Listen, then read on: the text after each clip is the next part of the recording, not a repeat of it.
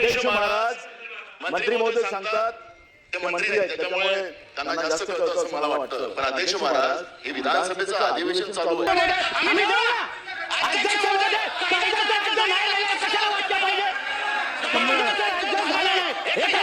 भर विधानसभेत नाना पटोले आणि नितेश राणे एकमेकांबरोबर भिडलेल्याचे चित्र हे दिसत आहेत. तर नाना पटोले यांनी विधानसभेत प्रश्न मांडताना म्हणले की महाराष्ट्राचा कायदा सुव्यवस्था धोक्यात आहे, आमदारांनाच धमके मिळत असतील तर सामान्य जनता किती सुरक्षित आहे, असा प्रश्न त्यांनी विधानसभेत सरकारविरोधात उपस्थित केला. व सभागृहात अत्यंत गंभीर मुद्दा उपस्थित करत विरोधकांनी राज्यातील कायदा सुव्यवस्थेवर मोठा प्रश्नचिन्ह उपस्थित केला.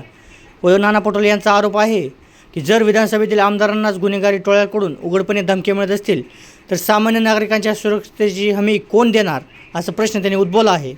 व त्यांनी पुढे सांगितले की एका आमदाराला पुन्हा एकदा कुख्यात गुन्हेगारी टोळीच्या नावाने धमकीचा फोन आला आहे.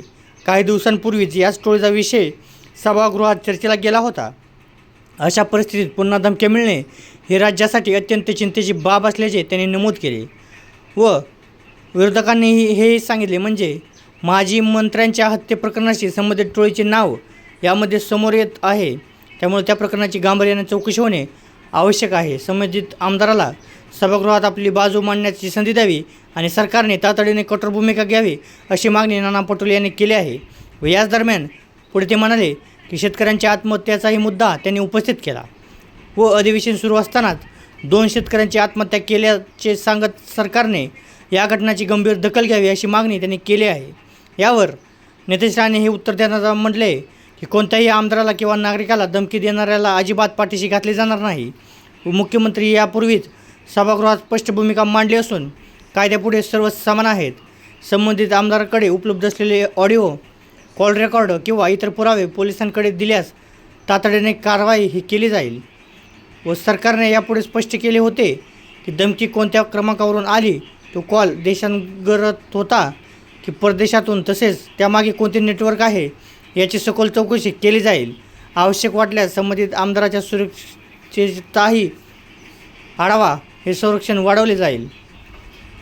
व विरोधकांनी मात्र सरकारच्या आश्वासनावर समाधान व्यक्त केले नाही. पटोले यांचे म्हणणे होते की केवळ घोषणा करून उपयोग नाही, तर गुन्हेगारांना सरकारच्या इशाऱ्याची भीती उरलेली नसेल तर राज्यातील कायदा सुव्यवस्थेबाबत गंभीर प्रश्न हे निर्माण होतो.